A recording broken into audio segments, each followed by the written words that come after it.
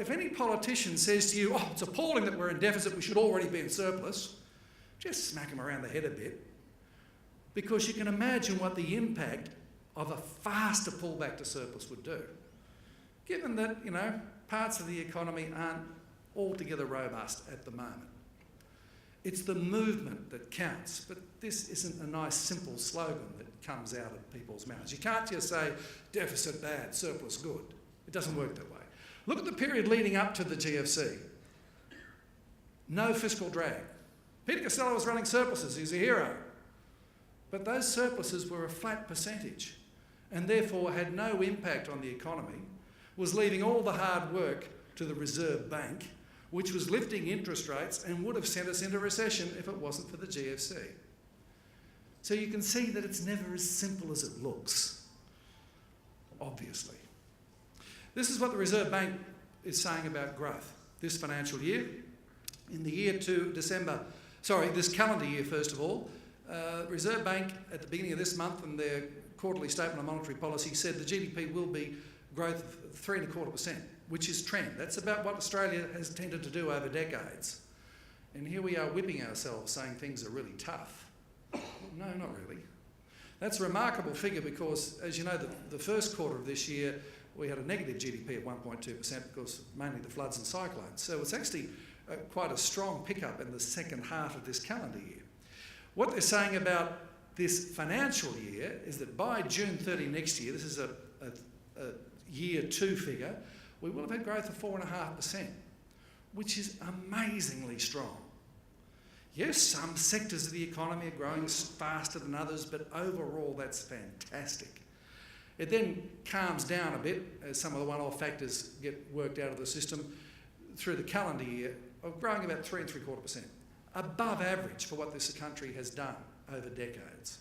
CPI, don't worry about it because the Reserve Bank doesn't. Inflation rate, their core inflation rate, the underlying inflation rate, is running at the top of the edge of what they like to see. They don't really like it going over 3%, but for the time being, there's a standoff between concern about inflation and concern about what's happening in the US and Europe, and the fact that the Australian dollar and the Australian consumer are doing such a good job of building a stronger economy. Not that the headline writers like to paint it that way. See, here's a dose of reality. You've all seen the stories about the retail industry dead and manufacturing industry extinct. It's not quite that simple. I stole this graph from Jared Minack at Morgan Stanley. This is retail volumes, not dollars. This is units of stuff sold. As you can see, from 2003 to 2008, we took off. We went to the shops and took out the credit cards and just rubbed the numbers off them. The amount of stuff we bought, we were jumping up towards a growth rate of 4%. That, of course, is stupid and unsustainable, but we're having a great time because our houses were bubbling in value and the stock market was going up. Money was easy, and so we went out and grabbed it and we were spending it. What's happened since 2008? The volume of stuff sold, in fact, has dropped back to what it always was. Oh, but this is the crash of retailing. This is absolute doom and gloom. No, this is returning to normal. But we can't remember back that far. We're too stupid. Of course, there's a trick in this. There's a trick in every statistics. In this one, it is units, it's not dollars. And a lot of retail stuff, because of the stronger dollar, because of the pressure of manufacturing and the more efficient manufacturing, the sourcing of it, the actual stuff being sold is cheaper. So a retailer can sell the same number of units but be down on dollars. And if the price of what you're selling falls by half, you have to sell twice as much of it at the same profit margin to stay steady, which is why retailers are really doing it so hard. And you've seen complaints from the major retailers. It's most obvious in the electronic goods sector. When Woolworths were releasing their sales figures, they had a specific example on their electronic components that their turnover was down by 4.6% despite the number of units being up, because TVs were 26% cheaper and computers were 30% cheaper. Woolworths was effectively complaining about the fact that Australians were wealthier, because the ability to buy more stuff with fewer dollars is wealth. And this is a payoff from the resources boom that, 9/10 of Australia whinges that we're not getting anything out of it. And it's simply not true. This is one of the most obvious payoffs, and we give no credit for it. We also give no credit for the fact that we did have 8 years in a row of income tax cuts that primarily came from a resources boom. Oh no, it's just those few filthy rich miners who are making money out of it, and the rest of the country is going broke.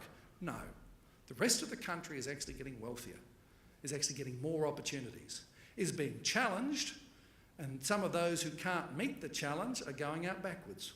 No better example than BlueScope Steel, not being able to compete as a steel exporter anymore. But that frees up resources to go where the need is elsewhere. And from your industry's point of view, of course, it's called retraining. Oh! Sorry, I'll just stick with this retail nonsense for a little bit longer because it's a great story. It's a great story because it's not what you read. The same retail sales figures that caused those headlines of the worst retail sales performance in 50 years, the ABS had this graph in there too. I love trend figures. Seasonally adjusted figures jump around too much for me. And as you can see, that trend graph, it's still rising. It's not soaring off the paper, but, it's moving ahead. So where's the death of retailing? The seasonally adjusted figure does bounce around. And the problem with June is that June's normally a month when, the stores put on their sales and the lemmings all run in there and buy junk. This time they put on the sales and we didn't go because we're not as stupid as we used to be. The big thing about the internet is that the consumer has been empowered. The consumer now, it's not a matter of what they buy on the internet, that's a factor, but they know the price of everything. Everything is effectively comparatively shopped. And that means the old formula of discount doesn't work because the discounted price is the price. Anything more than that's a rip-off. So you put on a sale at Myer and DJ's and no one goes because they're asking too much even at a discounted price. And because of our silly media, we concentrate too much on Myer and David Jones because they're the mobs with the supermodels and it's really good to spend time reporting on them. But they're actually not that important. They are the big listed brand name stores and they're actually not very important. Oops.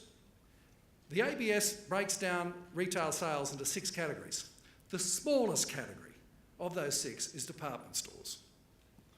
And this department stores figure includes not just David Jones and Myer, but also Kmart and Big W and Target, because they are department stores in their way.